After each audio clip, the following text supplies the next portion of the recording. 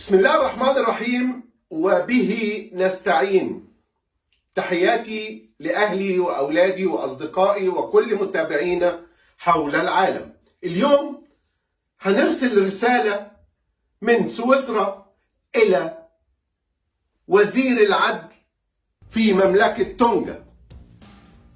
فالرسالة إلى وزير العدل في مملكة تونغا: يا وزير العدل، هل وزارة العدل تنفذ العدل في مملكة تونغا؟ بحد علمنا واللي احنا شفناه والظلم والفساد اللي شفناه من حضرتك ومن عائلتك، لا يوجد عدل في مملكة تونغا. لا يوجد عدل في مملكة تونغا، إنه الفساد والظلم والرشوة فقط. ده اللي عشناه في مملكة تونغا. إذا كانت في وزارة الاستثمار أثناء ما كنا بنخلص إجراءات أوراقنا، وطبعا كلهم عارفين في تونغا إيه اللي حصل، وفي المحاكم أيام ما حضرتك يا وزير العدل ما كنت وزيرا للاستثمار، لأن أصل الوزارة هناك ممكن وزير يمسك وزارتين، ما هي فاضية. هددتنا إن أنت هترفع علينا قضايا، ويوجد الكلام دوت في ايميلات المراسلات اللي بينا لما كنت سارق المشروع مننا، واتقابلنا معاك في المكتب عندك اكتر من مرة في وزارة الاستثمار، وطلبت مننا الرشوة. حتى المشروع اخدتوه موجود في وزارة الاراضي الى الان، الله اعلم بمصيره. المهم، وعائلتك يا وزير العدل، العائلة الفاسدة، ابن قاتل في فافاو وأخذ براءة، ابنتك تهددنا بالقتل هي وزوجها منتحل صفة طبيب، وتأخذون ضدنا حكم بمنعنا من السفر، ولا يوجد من يحمي أصحاب الشركات والاستثمار في مملكة تونغا، ولا يوجد وزارة للسياحة تحمي السواح في مملكة تونغا. وزي ما احنا عارفين طبعا وزيرة السياحة محكوم عليها 5-6 سنين هي وزوجها بالفساد. طبعا راسلناهم، ولكن لا جدوى.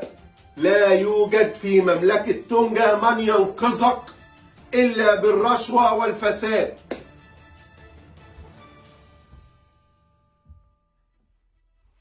زوج ابنتك وابنتك يهددون بالقتل، رفعنا عليهم القضايا، وأجمل القضايا اللي اتعملت يوم 7/1/2021. القضية رقم 1 والقضية رقم 2 والقضية رقم 3 والقضية رقم 4، علما ان كان في قضية قبليهم اللي هي قضية التهديد بالقتل، اللي اخدتوا القضية من القاضي وسلمتوها القاضي تاني عشان تلعبوا معانا، وكان محكوم علينا بالبراءة في القضية اللي انتوا كنتوا رافعينها ضدنا وبتهددونا وتبتزونا وعايزين اموال، وطالبتونا وعندنا الايميلات بأكتر من 20,000 دولار رشوة عشان تسمحوا لنا نغادر البلاد. وزير فاسد وظالم في وزارة العدل، ابنه قاتل واخد براءة وقاتل صديقه في قلب المنزل بتاعهم في فافاو، وكنا موجودين في فافاو أثناء المحاكمة. بنته فاسدة ومرتشية وتهدد الناس بالقتل وترفع قضايا، ومحامية تقف أمام القضاء علشان أبوها وزير وتكسب القضايا بالظلم، والقضاة يحكمون لها ظلما عشان بنت وزير. زوجها يمارس مهنة الطب بدون وجه حق، ويكتب الأدوية والعلاج بدون وجه حق وبدون تسريح.